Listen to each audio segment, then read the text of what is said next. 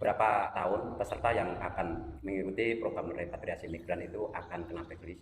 Nah, kita akan bahas sama-sama, yang akan uraikan agar teman-teman bisa memahami.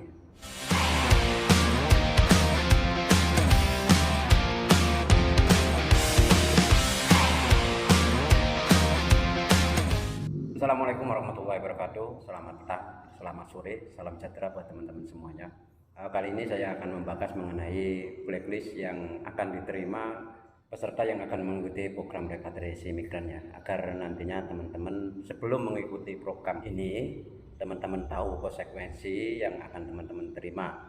Jangan sampai teman-teman itu kaget dan baru tahu setelah teman-teman mengikuti program pembayaran compound ini ya.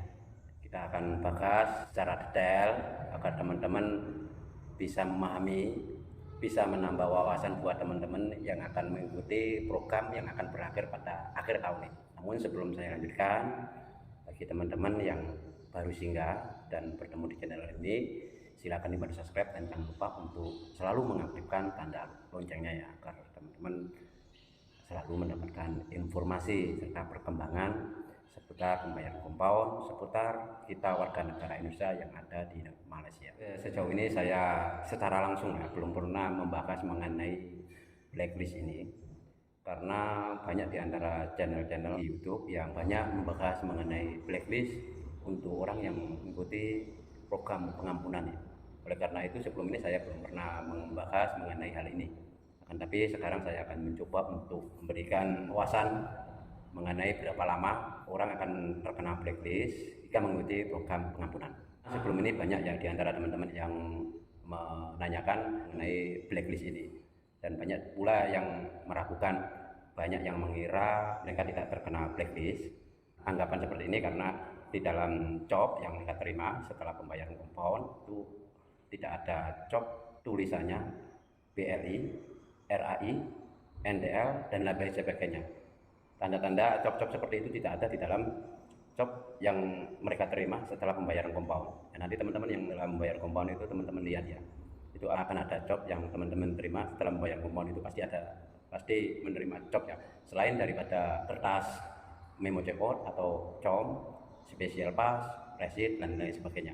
Saya akan membuka sedikit orang yang beranggapan bahwasanya setelah pembayaran compound mengikuti program repatriasi migran ini tidak terkena blacklist. Saya akan membukanya ya, agar teman-teman bisa memahaminya ya, dan akan saya berikan bukti yang mana teman-teman akan semakin yakin konsekuensi ketika teman-teman mengikuti program pengampunan ini ya. Sebelumnya teman-teman harus tahu ya, pertama yang harus teman-teman pahami, seseorang yang masuk ke negara orang lain sudah melebihi batas waktu yang ditetapkan sesuai dengan visa. Ketika teman-teman itu masuk melebihi waktunya, itu adalah melanggar aturan keimigrasian. Itu yang pertama, artinya teman-teman melanggar aturan. Tercatat di dalam Akta Immigration tahun 1956 /63, di mana ketika teman-teman itu ditangkap, maka hukumannya adalah berat teman-teman ya. Hukumannya teman-teman itu akan didenda tidak melebihi dari Rp10.000, dan hukumannya tidak lebih lama dari 10 tahun. Paling cepat minimal tidak kurang dari 6 bulan dan tidak lebih dari 5 tahun. Hukumannya berat teman-teman. Itu kalau orang yang berada di negara ini melebihi tempo yang tetap ditetapkan di dalam visa ketika teman-teman masuk. Itu yang overstay. Apalagi teman-teman yang masuk dari pintu yang tidak diwartakan, masuk melalui lorong tikus, sudah terkena blacklist, kemudian masuk lagi, malah tambah berat hukumannya ya. Jadi dari ini saja teman-teman harus sadar ya. Pertama, teman-teman harus sadar, harus bisa memahami teman-teman itu salah ya, melanggar aturan negara orang lain, masuk negara orang lain, visa yang teman-teman bawa itu sudah mati, tinggal di negara ini melebihi tempo ya. Kalau melebihi tempo ini hukumannya berat dan juga dendanya itu tidak ringan. Kalau di imigrasi Malaysia itu dendanya dihitung per hari adalah Rp30 per hari. Nah, teman-teman sudah berapa tahun di sini? Ya, bayangkan. Rp30 per hari itu teman-teman. Itu jauh lebih murah daripada denda yang ada di undang-undang yang ada di Indonesia. Jauh lebih berat lagi. Teman-teman cari di Google ya, hukuman orang yang denda orang yang overstay di Indonesia per hari itu bisa didenda 1 juta rupiah per hari, jauh lebih berat daripada yang ada di Malaysia. Jadi bayangkan teman-teman, Malaysia lebih murah daripada Indonesia. Nah ini teman-teman yang tanya tidak terkena blacklist, itu yang nggak masuk akal, logikanya di mana teman-teman? Nah kalau nggak kena blacklist saya juga ikut, ya gitu.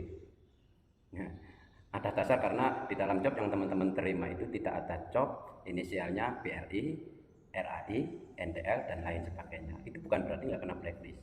Lalu berapa lama, berapa tahun blacklist ketika kita yang mengikuti program repatriasi migran? Saya akan jelaskan sedikit ya mengenai histori ataupun sejarah blacklist dari program pengampunan sebelumnya. Ya, melihat dari program pengampunan sebelumnya, kita mundur sedikit ke program repatriasi migran. Beda nama saja. Kalau sekarang repatriasi migran, kalau sebelum ini adalah program rekalibrasi pulang, dan sebelum itu adalah BPUKUT ya, baik untuk pulang. Itu adalah cara pengampunan yang ada di Malaysia dari tahun ke tahunnya.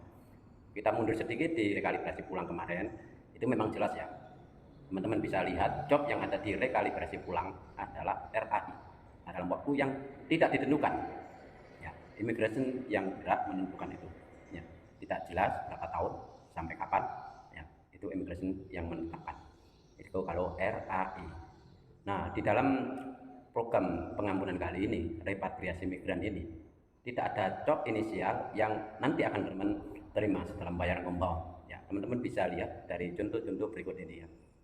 Ini adalah contoh bukti sebagian besar yang nanti teman-teman job yang nanti teman-teman dapatkan secara umumnya ya, baik di Putrajaya, di Johor, di Perak, di Pulau Pinang, di Kelang, di Kajang dan lain sebagainya. Secara umumnya memang tidak ada inisial RAI, NTL, BRI dan lain sebagainya.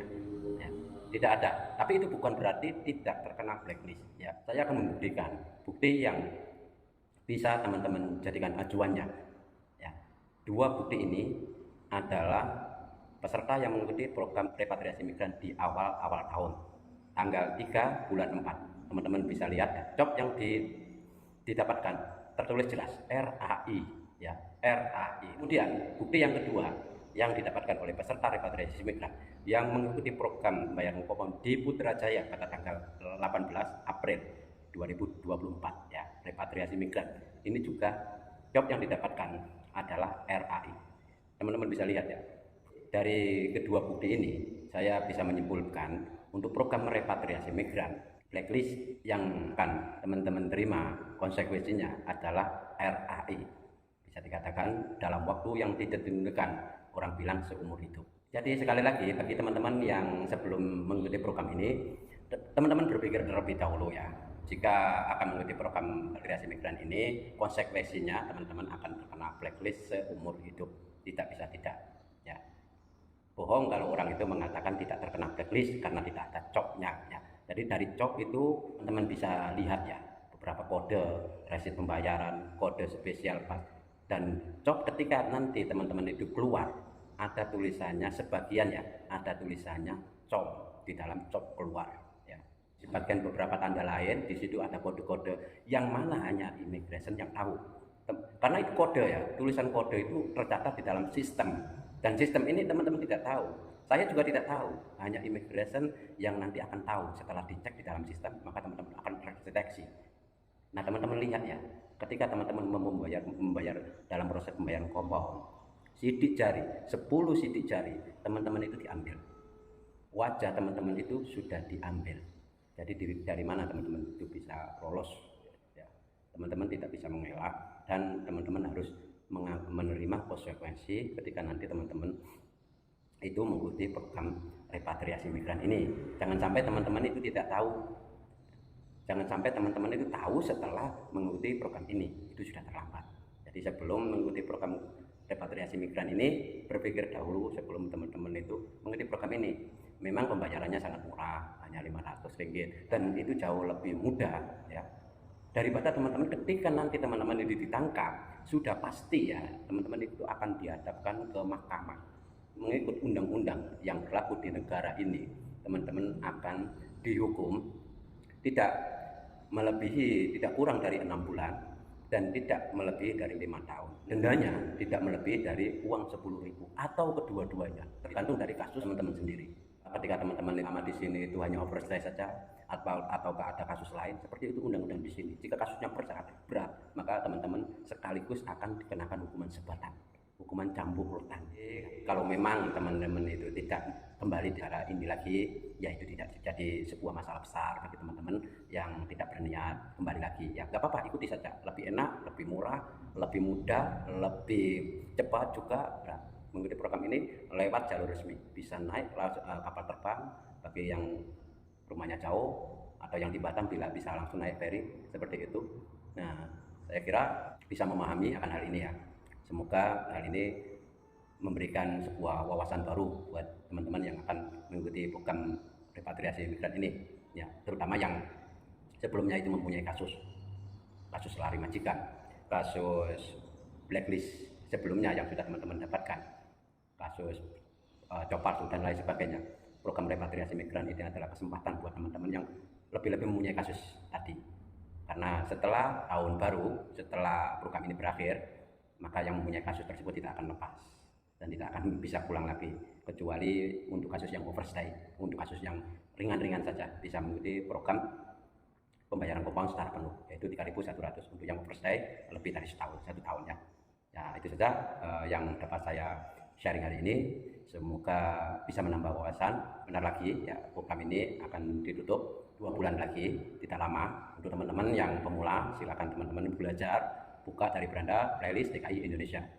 Cari dan pelajari video yang sudah saya upload. Pelajari sampai teman-teman itu bisa paham agar proses teman-teman untuk membayar compound itu bisa lancar dan mudah. Sekali lagi, jangan cukup hanya bertanya. Ya, kalau memang butuh bantuan, teman-teman langsung DM saja ya. Nanti saya bisa uruskan. Ya, kita akan jumpa kembali di video yang akan datang. Saya akhiri. Billahi taufiq wal hidayah. Assalamualaikum warahmatullahi wabarakatuh.